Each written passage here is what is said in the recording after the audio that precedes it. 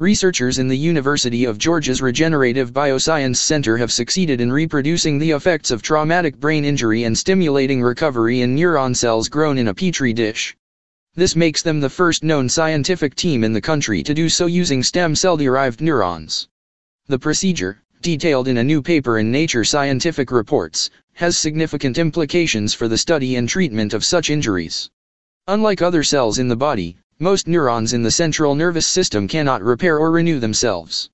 Using an agent called glutamate that is released in high amounts in the brain after traumatic injury, the research team recorded a concussion-like disruption of neural activity in a dish containing dozens of minute electrodes. Through these recordings, they then evaluated the activity and influenced recovery by electrical stimulation. Once the neurons reach a certain level of density in the dish, you begin to see what we call synchronous activity in a very timed manner, said lead author Lohitash Kurumbaya, assistant professor in University of Georgia's College of Agricultural and Environmental Sciences Department of Animal Dairy Science.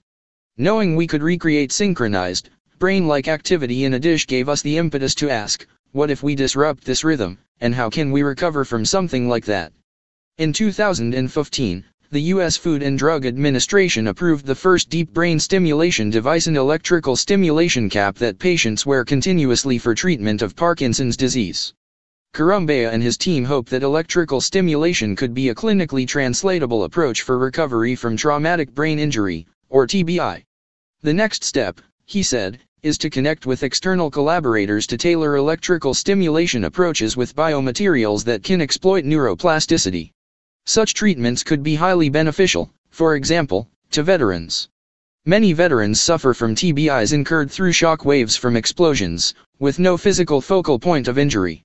Drilling into the brain randomly to access tissue in such cases makes no sense, said Kurumbaya. A wearable device that can administer fairly controlled levels of relevant electrical stimulation can help these patients. One of Kurumbaya's co-authors is Maysam Govinlu, professor of electrical and computer engineering at the Georgia Institute of Technology.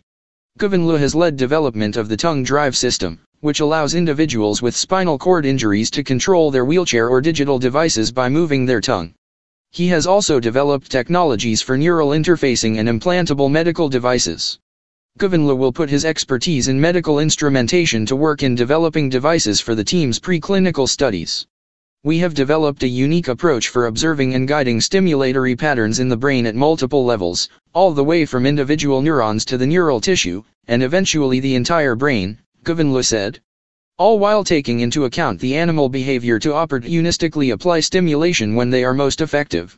According to Kurumbaya and Govinlu, electrical stimulation devices, whether designed for implantation or wearable use, must be small and power efficient. They believe their approach will be clinically practical because smart design and application of stimulatory regimens can significantly reduce power consumption. Because we've been recording from these neurons for a long time, we know what the magnitude of the pulses or activities of these neurons are, said Charles Francois-Lachemini, a postdoctoral researcher in Kurumbaya's lab. Now we can mimic those routines by programming them externally and feeding it back into the brain.